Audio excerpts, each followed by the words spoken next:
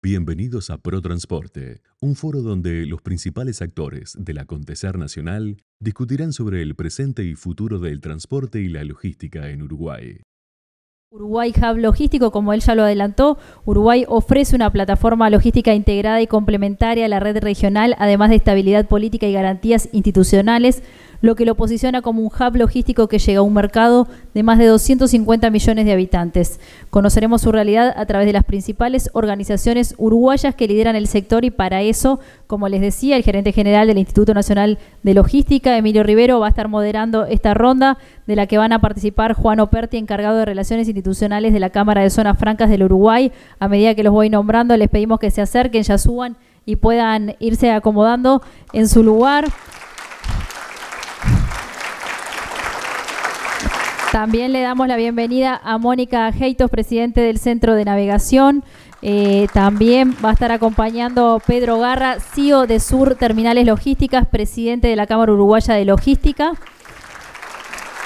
Y Leandro González Muñoz, presidente de la Asociación Uruguaya de Agentes de Carga, AUDACA. Adelante, bienvenidos. Mientras ellos ya están casi prontos, vamos a repasar rapidito parte de su trayectoria, de su currículum. Por algo están aquí con nosotros acompañándonos. Juan Operti, como les decía, encargado de Relaciones Institucionales de la Cámara de Zonas Francas del Uruguay, es ingeniero industrial mecánico y tiene un máster en Administración y Dirección de Empresas, director de Logística para Sudamérica de Catonatí, integra también el directorio de Zona Franca de Costa Oriental y es director de consultoras Gemiston y Operal y catedrático de Logística de la Universidad ORT del Uruguay. La presidenta del Centro de Navegación, como les decía, también es doctora en Derecho y Ciencias Sociales por la Universidad de la República del Uruguay y técnica en Comercio y Transporte Internacional. Se ha formado en Derecho Internacional Marítimo y Portuario y de Gestión Moderna de Puertos de la Conferencia de las Naciones Unidas para el Comercio y el Desarrollo. Además es profesora de la materia de Derecho en la Universidad Católica del Uruguay y presidente de la Cámara Interamericana de Asociaciones Nacionales de Agentes Marítimos. Expresidente de la Asociación Uruguaya de Derecho Marítimo, donde actualmente forma parte de la comisión directiva y vicepresidente de la rama uruguaya del Instituto Iberoamericano de Derecho Marítimo. Le damos la bienvenida también, ya le dimos un fuerte aplauso cuando subió, pero seguimos repasando parte del currículum de quienes nos están acompañando. Pedro Garra, CEO de Sur Terminales Logísticas y presidente de la Cámara Uruguaya de Logística, ingeniero industrial mecánico. También CEO, como les decía, de Sur Terminales Logísticas, presidente de la Cámara Uruguaya de Logística. Tiene una extensa trayectoria en la industria textil, forestal y logística, interesado en el rol de la logística vinculados a objetivos globales de sostenibilidad. También Leandro González Muñoz, presidente de la Asociación Uruguaya de Agentes de Carga, es especialista en logística y transporte. También está trabajando en The Cool Group, empresa especializada en logística y comercio exterior, transporte de importaciones y exportaciones. Es miembro del comité ALACAT y miembro del Comité de Evaluación de Innovaciones relacionadas con la industria logística de la Agencia Nacional de Investigaciones e Innovación. También es colaborador de Hyperloop, así que les damos la bienvenida y adelante, Emilio. Bueno, muchas gracias a los distinguidos panelistas y muchas gracias por darme la oportunidad de moderarlo en este nuevo rol que no sé si es periodístico o qué, en el cual hago mis primeras armas y después veremos cómo sale. No voy a hacer mucha introducción porque la introducción ya está hecha. La introducción la hizo el doctor Lavandera cuando comenzó y abrió el foro.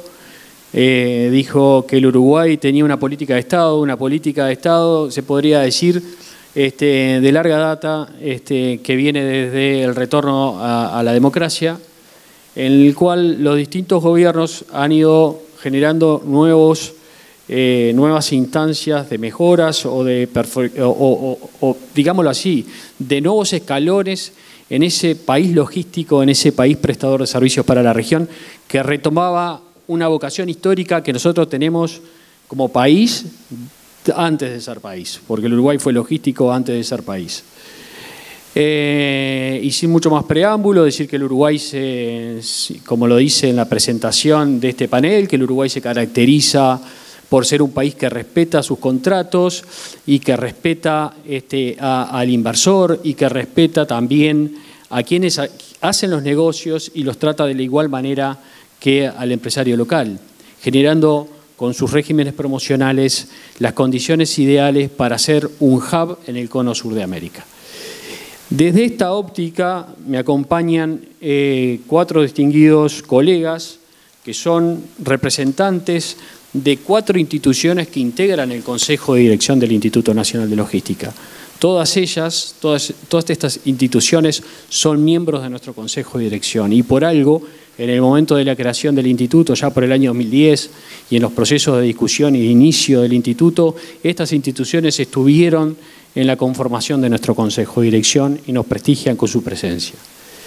Pero bueno, lo importante es escucharlos a ustedes, no escucharme a mí, ya los aburrí hace un ratito.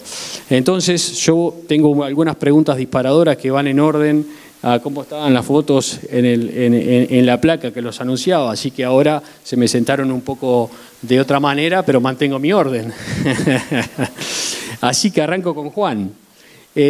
Juan, quien representa a la Cámara de Zona Franca. En este contexto regional y global, pospandemia, de nuevos conflictos bélicos en Europa, que pensamos que ya era una instancia superada, y desafíos ambientales, como me atreví a intentar mencionar anteriormente, ¿cuáles son los atributos que tienen las zonas francas uruguayas para captar nuevos clientes? Porque los que ya tenemos, los tenemos, hay que mantenerlos, pero también hay que captar nuevos clientes.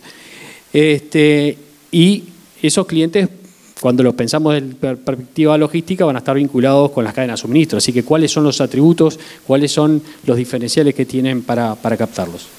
Bueno, antes que nada, buenos días a todos. Buenas tardes, a partir de hace 3 minutos. Desde ya agradecer a la organización de Expocarga esta oportunidad. Siendo concreto para aprovechar los tiempos. Uruguay, antes que nada, y obviamente la idea es conversar con ustedes acerca de por qué Uruguay tiene ciertos atributos para centralizar operaciones globales, no solo logísticas, sino industriales, de servicios y logísticas, obviamente, pero hoy nos vamos a charlar sobre logísticas en zonas francas.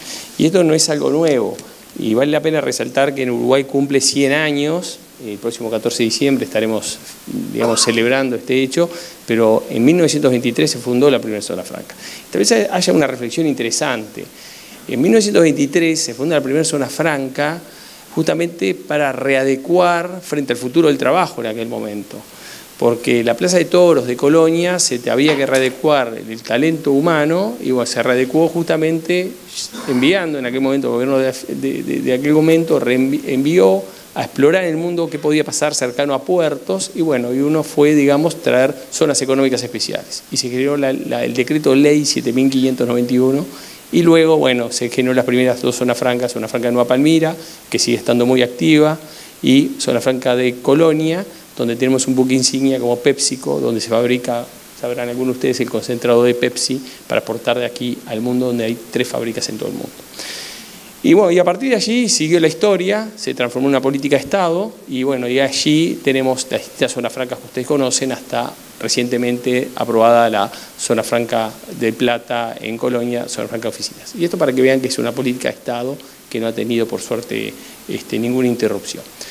Y en esa normalidad, digamos, logística, Uruguay se ha transformado en un hub de centralización de operaciones logísticas, y básicamente por distintas razones, ¿no? Y que frente a turbulencias y a momentos también de auge, las operaciones logísticas en Uruguay, ¿por qué se centralizan? Y se centralizan básicamente por, obviamente las zonas francas uno piensa en razones fiscales, pero básicamente no, se centraliza por razón de centralización de inventarios para mantener el mismo, para tener una razón en el mismo, sin ser de nadie y ser de todos. Yo lo mantengo el inventario centralizado, se mantiene en tránsito y de ahí lo puedo distribuir. Y después hay razones matemáticas que hacen que la centralización de inventario, por la Square Rule de Meister, tiende a ser disminuido y lo puedo distribuir. Y allí, digamos, podemos ver hoy, como tenemos en muchas de nuestras instalaciones, el inventario lo más crudo posible y lo voy adecuando a la realidad de los distintos países. Y déjame redondear una cosa. Durante la pandemia, por ejemplo, gracias a tener los inventarios centralizados en zona franca, respiradores, por ejemplo, podían ser distribuidos a distintas regiones de acuerdo a donde eran necesarios. Hoy en día, frente a distintas medidas que toman los países de restricción de sus importaciones, los inventarios se acercan y pueden ser distribuidos speed to market, y lo que nosotros decimos que Uruguay es un hub speed y safe to market. Y cuando decimos safe, seguro, en sentido de seguro legalmente, seguro en cuanto a las instalaciones seguras que no paran un minuto durante la pandemia, y bueno, y vaya así esta historia que continúa y seguiremos dialogando, así dejo reflexionar a mis colegas. Estupendo, Juan. Y como les decía, siguiendo el orden de la placa, me voy a hacerle la pregunta a Mónica, y voy en la misma línea de lo que le preguntaba a Juan. Uno de los hitos relevantes en el nuevo posicionamiento, digamos, desde el retorno a la democracia a la fecha del Uruguay como un hub logístico regional, ha sido la Ley de Puertos, la Ley de Puertos del año 92, que ha vuelto, junto con el ayornamiento de la normativa de las zonas francas del 88, ha vuelto a poner al Uruguay en el mapa logístico. Mónica, ¿cuáles son actualmente los atributos que tiene Puerto Libre para captar nuevos negocios en la región? Bien. Buen día. Buen día a todos. Rápido puedo decir que es el centro de navegación, por las dudas que alguno no lo conozca. Rápidamente es la Cámara Empresarial del sector marítimo y portuario, donde están las agencias marítimas, pero también las navieras que ya están instaladas en Uruguay, operadores portuarios, depósitos portuarios y extraportuarios, solamente por las dudas. Sobre tu pregunta, Emilio, hoy venía para acá y venía pensando que ya cuando uno lee las versiones taquigráficas o las actas taquigráficas de principio del siglo XX, ya cuando se va a invertir en el puerto de Montevideo, muchas veces se dice, bueno, esta inversión se puede hacer o es realmente útil si el puerto de Montevideo no va a ser únicamente para las cargas de importación y exportación uruguayas, con otras palabras obviamente, pero se dice eso. Entonces ya desde ahí se tenía claro que los puertos uruguayos tenían que ser hub. No lo podemos discutir, a veces se nos da por discutirlo, pero no lo podemos discutir. Los puertos uruguayos están hechos, nacieron para ser hub. ¿Qué significa ser hub? Bueno, que no solamente pase nuestra carga, sino que además pasen carga de terceros países que van para otros países. ¿Cómo logramos eso? Bueno, en los puertos, ahora que hablamos, nos fuimos al mar, logramos eso si conseguimos que las navieras quieran venir a nuestros puertos. Porque por supuesto que la competencia portuaria es mucha y es desde el nacimiento de nuestro país. Entonces, ¿cómo logramos eso? Bueno, tenemos varias cosas. Uno es la ubicación geográfica, y la ubicación geográfica de nuestros puertos es muy buena. Tenemos dos puertos principales, como ustedes saben, que es el puerto de Montevideo, multipropósito, y el puerto de Palmira, el principal puerto granelero del Uruguay.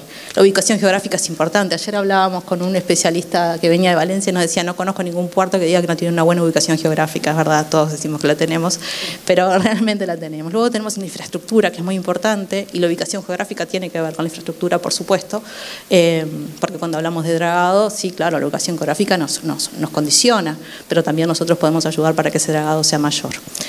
Y después tenemos dos cosas muy importantes, y una es las leyes de fomento que tenga el país, y ahí es donde nosotros somos muy fuertes. Tenemos la ley de puertos, la ley de zonas francas, la ley forestal, leyes que han fomentado nuestros puertos, y en particular lo que tú nos decías, tú me preguntabas sobre la ley de puertos, sí, claro, desde algunos puntos especiales que tiene esa ley, como la libre circulación de mercaderías o el cambio de destino, la posibilidad de cambiar de destino, cosa importante, poder traer mercaderías y decir, bueno, voy a cambiarle el destino porque tengo otro negocio y le cambio a esa mercadería el destino. Por supuesto, la exención de pago de tributos mientras esa mercadería está ahí, han sido puntos muy importantes que le han dado al puerto algo muy relevante. Pero no debemos olvidar que una sección muy importante de la ley de puertos es la posibilidad de realizar servicios portuarios por parte de los privados, y eso trajo una gran eficiencia. Entonces, todo eso unido a la gran eficiencia de los servicios portuarios en Uruguay hace que la mercadería, que las cargas quieran venir. Esas cargas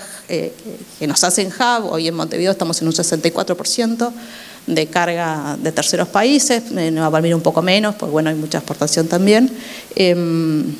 Hoy nos dan la posibilidad realmente de ser hub. Ojo, es una carga muy sensible, ¿no? Es la carga de transbordo que le decimos, es una carga muy sensible, y por eso tenemos que trabajar todos los días para que siga viniendo. Pero sí, claro. Estupendo, Mónica. Gracias. Siguiendo el orden, ahora me dirijo a Pedro. Pedro, el nearshoring, creo que haberlo pronunciado bien, ha tomado un rol relevante en los negocios internacionales, generando nuevas estrategias regionales de internalización para las empresas, ¿no? Esto es una nueva tendencia. ¿Cómo lo ves? ¿Cómo puede esta nueva tendencia transformarse en una oportunidad para nuestro país en este contexto regional actual que tiene Uruguay con la región? Bueno, gracias por la pregunta. Buenas tardes a todos y gracias a Expocarga por esta invitación también. Me acuerdo que la última vez que estábamos acá, estábamos en pandemia todavía con tapabocas y cuestiones, hablando de que el nearshoring iba a ser una tendencia, creo que lo ha sido. Creo que hay una oportunidad, hoy hablábamos con Juan más temprano también, que hay una oportunidad de apalancarnos en eso y realmente hacer mucho más de lo que se está haciendo.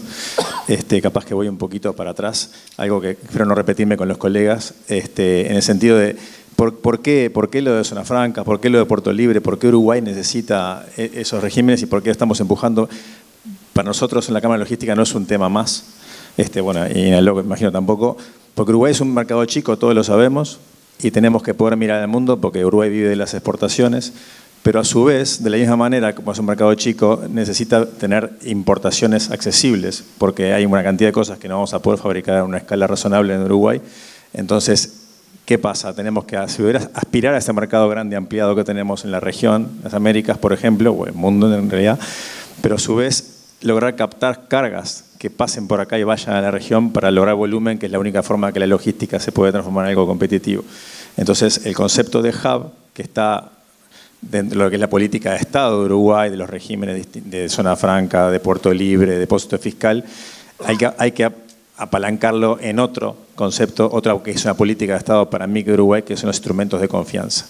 Entonces, de alguna manera, para lograr seguir aprovechar esta nueva onda del nearshoring que tiene que ver con lo que pasó con el just in case de la pandemia, que la gente se quedó como que no accedía a los productos y cuestiones, tenemos que mejorar un poco, aprovechar esa confianza institucional que existe en Uruguay para instrumentos como el operador económico calificado y cuestión sean más, faciliten cosas, y ahí también capaz que le doy un poquito de pie a Juan, por ejemplo, que realmente seamos un hub de e-commerce en la región, que es como fundamental a todo esto. Entonces, tenemos todo para hacerlo, pero a veces nos falta un poquito la iniciativa de cómo hacemos para esas cosas que tenemos, que siempre decimos que nos tenemos que diferenciar respecto a la región, porque es difícil que seamos más baratos que Argentina, dado todas las circunstancias que tiene la región, pero sí podemos ser distintos y tenemos cosas como que están enraizadas en nuestra forma de ser y en la calidad institucional que tenemos, que nos permiten trabajar ciertos instrumentos mejor que los vecinos, porque lo tenemos, pero a su vez porque lo necesitamos. Países más grandes, capaz que estas cosas no tienen que mirarlas tanto, porque tienen otros temas, tienen mercados más grandes. A Brasil generalmente no le importan estas cosas. Tenemos como ventajas respecto a ellos porque nosotros vivimos de eso y ellos no. Entonces, como todo en la vida, lo vas priorizando. Entonces, creo que eso que ha pasado, bueno, México, por ejemplo, es un ejemplo brutal de nearshoring en los últimos tiempos. Ahí Juan tiene más números que yo, pero lo hemos leído todos. Ha hecho un acuerdo con Estados Unidos y prácticamente una cantidad de cosas que venían derecho de Oriente, hoy en día se han instalado las fábricas en México y tienen toda la frontera para abastecer a Estados Unidos de pequeños y grandes paquetes, todo, en un régimen súper favorable que le ha dado una ventaja de acceso a Estados Unidos a esas mercaderías y una ventaja obviamente comercial importante y de volumen de trabajo importante a México, ¿no? Que no se ha dado tanto en los países de América Latina. Creo que en nuestra región del mundo depende un poquito más de que logremos crecer también, porque hemos tenido problemas en la región importantes. Ojalá cambios que puedan venir a Argentina retome su senda de crecimiento, que es un poco el gran mercado que tiene Uruguay al lado, ¿no? Estupendo, Pedro. Muchas gracias y volveremos sobre algo de esto más tarde. Y ahora me queda para cerrar la primera ronda hacerle una pregunta a Leonardo, que está claramente vinculada con los agentes de carga por su rol y su función. Pero bueno, Leonardo, en este mundo dinámico, cambiante que hemos venido comentando, ¿cuál es el papel del agente de carga en las cadenas logísticas actuales, ¿no? En las actuales y futuras?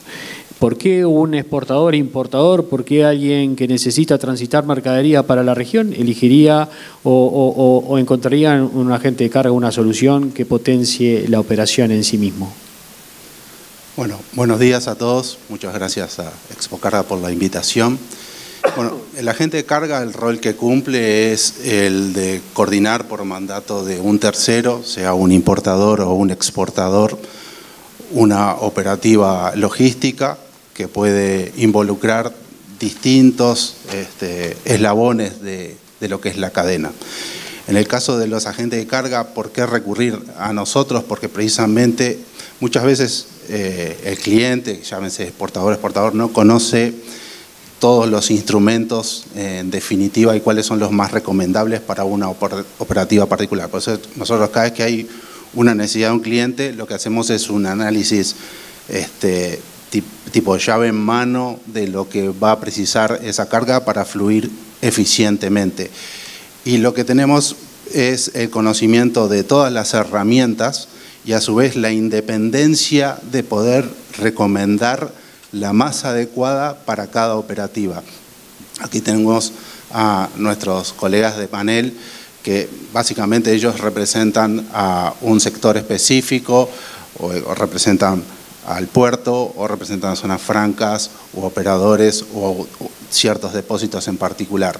Nosotros tenemos la independencia de que podemos disponer de todas esas herramientas y combinarlas de manera eficiente para que esa operativa fluya adecuadamente y al costo que la hace viable para no solo ser eficiente en esa operativa en particular, sino luego repetirse en distintas futuras ocasiones. Por eso precisamente cuando un cliente nos presenta una necesidad, bueno, nosotros vemos, a veces hay operativas que son más adecuadas ser canalizadas por zona franca, a veces son operativas que son más adecuadas canalizadas por Puerto Libre, o el otro sector que digamos que también es donde tenemos una participación altísima porque el 95% de la carga aérea que ingresa o egresa al país, digamos, es coordinada por intermedio de un agente de carga.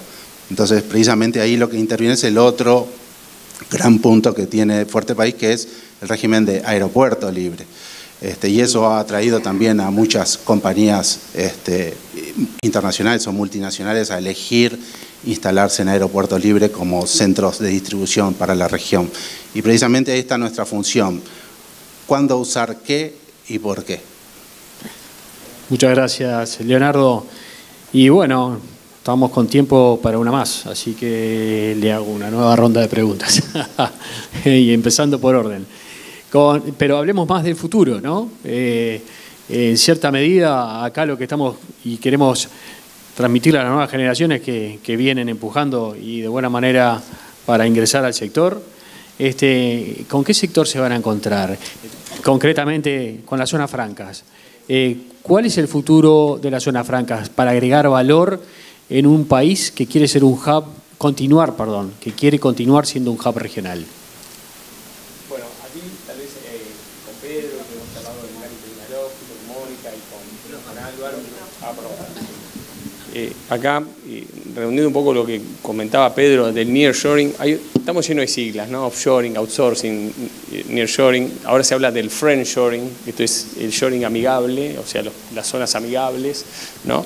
Y creo que acá sí, tenemos que pensar el futuro. Y el futuro de Uruguay creo que está dado por una carga que es el e-commerce, el comercio electrónico. El comercio electrónico transfronterizo, el cual Uruguay tiene que posicionar como un hub que además combina todos los modos, el marítimo, el aéreo, el terrestre, absolutamente todos los modos posibles y por haber, hasta el ferroviario, para que tengan una idea. Recién leía un artículo que uno de los modos más usados, por ejemplo, en Bélgica para el e-commerce, digamos, Max Expedito, son los ferrocarriles eléctricos, pequeños ferrocarriles eléctricos. Y bueno, y Uruguay entra haciéndolo lo tangible, sí, podemos ser un centro, un hub de e-commerce cross-border. Acá hay que empezar a manejar el lenguaje, tenemos estudiantes y por eso es importante manejar el lenguaje, los fulfillment centers, la nueva generación de centro de distribución regional, para que coordinen nuestros colegas, los agentes de carga, serán los fulfillment centers de e-commerce cross-border, en los cuales la idea es centralizar el inventario, esto en coordinación con los correos adheridos a la Unión Postal Universal, sean correos públicos o privados, y de ahí llegar, y hablábamos con Mónica, que tenemos que despertar, señores. Vamos a poder acceder a determinados mercados si cumplimos determinadas normas de sostenibilidad o ODS.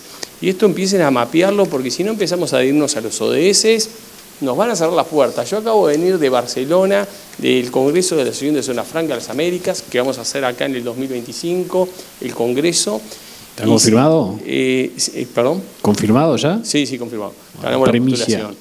Y lo cierto es que los mercados nos van a pedir certificado de haber adherido y estar cumpliendo con determinados ODS. Entonces Uruguay va a ser una plataforma rápida, speed, safe, pero sustainable to market, y bueno, y ahí tenemos. Y lo que decía recién Pedro, nosotros tenemos una franquicia de 3 compras de $200 por año. Brasil tiene $50 por día. Todos los días podríamos enviarles B2C $50 a nuestros colegas, a nuestros vecinos de Brasil. Miren que hay muchos productos podríamos enviarle a Brasil, centralizando en zonas francas, Puerto Libre bajo régimen de aeropuerto, depósitos aéreos particulares, a Brasil a través de los correos, etcétera. Pero si centralizar una empresa de Brasil, de Argentina, etcétera, en Uruguay, ¿saben cuánto podríamos enviarle a cada estadounidense? Por día, $800. Entonces lo que necesitamos ahí es trabajar también en la conectividad, ¿tá? Entonces veamos esas oportunidades de la nueva generación de cadenas de suministro pensando el futuro. Y por último, y con esto termino, es las zonas francas del futuro. ¿En qué se basan? Lo que recién charlamos en Barcelona, van a ser zonas 4.0. ¿Qué van a ser? Focalizadas, las 4S, ese fue lo que se definió, smart, inteligente, para pensando este trabajo del futuro que nos desvela dónde van a trabajar nuestra gente. Les traigo buenas y malas noticias también a los estudiantes. Que lo que están estudiando hoy, dentro de 5 años va a ser obsoleto. O sea, ya va a ser obsoleto. O sea que debemos seguir estudiando, es la que hay. Así que después, sostenibles y por último, seguros. Y por último, y esto sí para terminar, es que los queremos invitar a todos el próximo 14 de diciembre al festejo de los 100 años de las zonas francas en Uruguay. Muchos ya les ha llegado y si no, van a estar llegando en los próximos días. Muchas gracias. Gracias Juan. Así que tenemos desafíos. Lo mismo, Mónica, lo mismo. ¿Cómo ves el puerto del futuro? ¿Cómo vamos a hacer un hub de distribución en los próximos 5, 10 años? Ya es bastante tiempo, ¿no? ¿Es tiempo? Bueno, yo creo que hay 3 palabras que son fundamentales. Una es innovación, que se habla mucho, una es eficiencia y la tercera es sostenibilidad. Y sobre las 3 tenemos que trabajar. En innovación, como ya se dijo varias veces, los sistemas informáticos integrados, pero también en las energías renovables. Hoy tenemos que pensar que un buque eléctrico no es una locura, sino que es una realidad. Un buque no tripulado es una realidad. Entonces, siempre que vemos esas innovaciones nos tenemos que preguntar, ¿estamos preparados para recibirlos? ¿Están nuestros puertos preparados para recibir un buque de esas características? Bueno, no, tenemos mucho por trabajar. Estamos trabajando en el hidrógeno y lo sabemos, se está trabajando en mucho, pero creo que tenemos un gran desafío por delante en lo que tiene que ver con la innovación, la inteligencia artificial. Todo eso ya se está utilizando en el resto de los puertos. Entonces, innovación es muy importante. Va a tener que haber un cambio obligado de lo que es el trabajador portuario. El trabajador portuario no va a poder seguir siendo el trabajador de hoy. Entonces, bueno, hay un desarrollo, hay una capacitación, y ahí lo miro a Álvaro porque somos dos obsesionados con la capacitación. La necesidad de capacitación para esos trabajadores es muy importante. Y todo eso unido y todo eso trabajando en conjunto para la eficiencia de los puertos. Así que el trabajo que se nos viene es preparar nuestros puertos para el futuro. El documento electrónico, otra situación. Los conocimientos de embarques electrónicos en el mundo ya son una realidad. Bueno, yo los invito a los que son estudiantes a que se fijen si el Código de Comercio de 1855 habilita a entregar mercadería con un documento electrónico. Es interesante. Por supuesto que no estaba pensado, pero bueno, hoy en día tenemos que tomar esas normas para poder poder aplicarlas a estas nuevas innovaciones. Entonces, bueno, tenemos un gran trabajo por delante todavía, pero creo que tenemos la obligación de estar preparados para eso. Sin dudas, Mónica, gracias. Y Pedro, no hemos tratado la sostenibilidad, sé que es un tema que te interesa, lo hemos hablado anteriormente en otras instancias. ¿Cómo calza esto de la sostenibilidad? Lo mencionaba Juan cuando hablaba de las zonas francas del futuro, de los ODS, de los objetivos del Acuerdo de París, que se desprende de ese acuerdo, se transforman en los ODS de Naciones Unidas. La sostenibilidad, ¿cómo lo ves? ¿Cómo lo ves a Uruguay? ¿Se puede pensar en el futuro continuar siendo un hub, teniendo en cuenta los desafíos que se nos presentan con relación a la sostenibilidad de las cadenas logísticas? Bueno, es un tema interesante, me voy a congraciar con la gente joven, que no sé si le gustó lo que Juan, de que tiene que seguir estudiando, pero bueno. Si yo me estuviera por recibir. Es un tema que a todos nos interesa. Bueno, la visión nuestra desde la Cámara es que la sostenibilidad es otro factor de diferenciación que tienen el Uruguay y las empresas en Uruguay para diferenciarse en el servicio. Hoy en día, como decía Juan también y Mónica también, de alguna manera las empresas miran eso.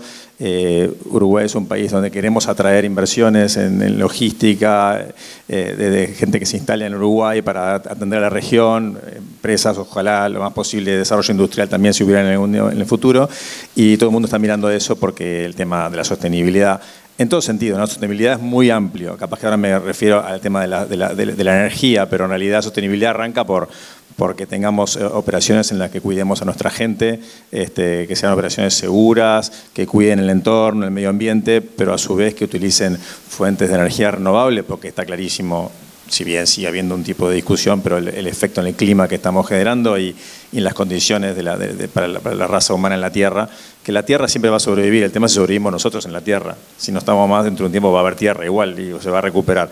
Entonces nada, Uruguay tiene, como veíamos hoy, el tema de la oportunidad de tener una política de Estado al respecto que parece súper interesante para apalancarnos en eso, que tiene que ver con la generación de fuentes renovables, que hoy en día hasta capaz que nos pasamos un poquito de rosca, es una oportunidad desde el punto de vista de que, por ejemplo, en la logística aporta, lo comentabas hoy, la logística aporta 1/3 de los gases de invernadero al mundo. Entonces es un sector que va a estar bajo la lupa, salado en los próximos años, de cómo se va reconvirtiendo no es descarbonización, sino es desfosilización, le dijo Fernando Scheik, un referente del tema ayer, porque los combustibles van a seguir siendo probablemente base carbono, pero el tema es si eso es generado sosteniblemente, digamos, y no sacado de combustibles fósiles.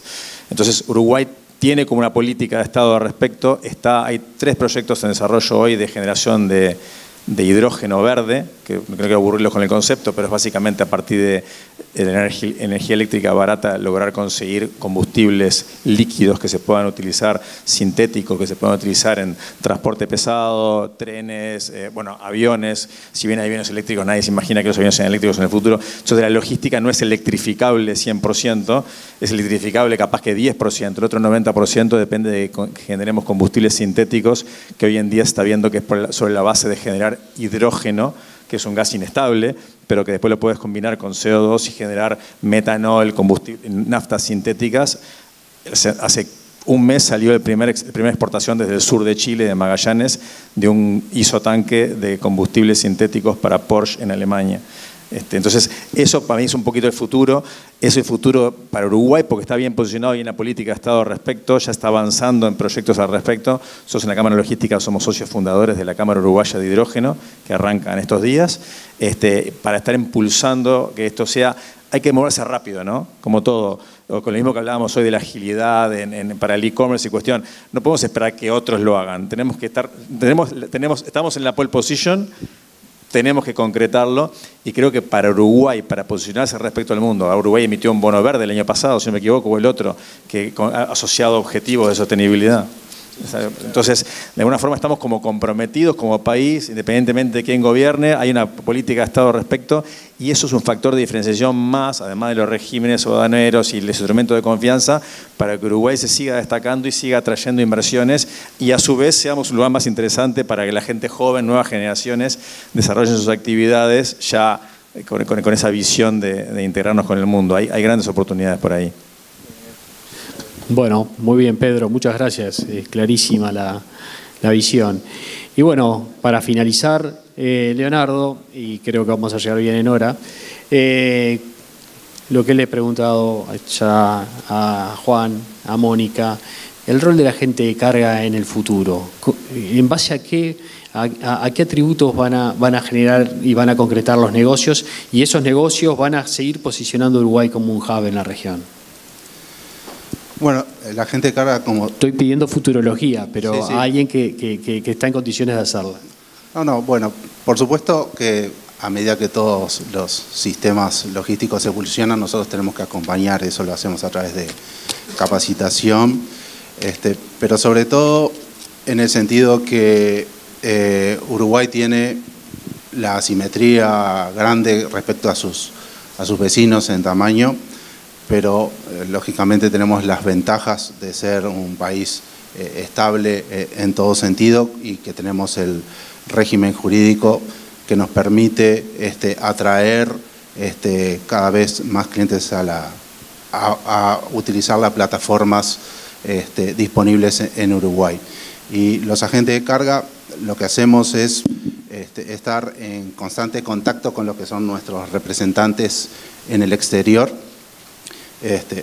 Lo que tenemos es la ventaja de tener posición de compañías homólogas en todo el mundo y a su vez bastante, digamos, atomizadas y diseminadas en muchos puntos dentro de varios países.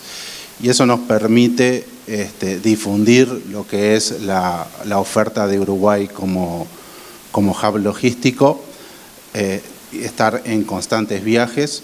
Y por ahora se mantiene todavía que el trato personalizado sigue primando por sobre lo que es la incorporación de inteligencia artificial, por ejemplo.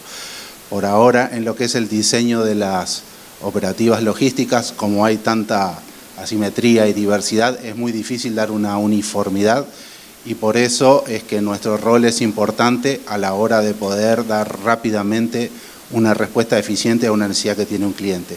Sí, evidentemente se van incorporando distintas nuevas herramientas que incorporan muchas bases de digitalización o parte de inteligencia artificial, pero digamos, todavía lo que es el trato personalizado sigue primando muchísimo para dar una fácil y una eficiente resolución a una situación que plantea un cliente. Muchas gracias. Y dado que en breves minutos vamos a estar en la ceremonia inaugural de la Expocarga, le pido un aplauso para los distinguidos panelistas y les agradezco especialmente el tiempo que le han dedicado. Muchas gracias.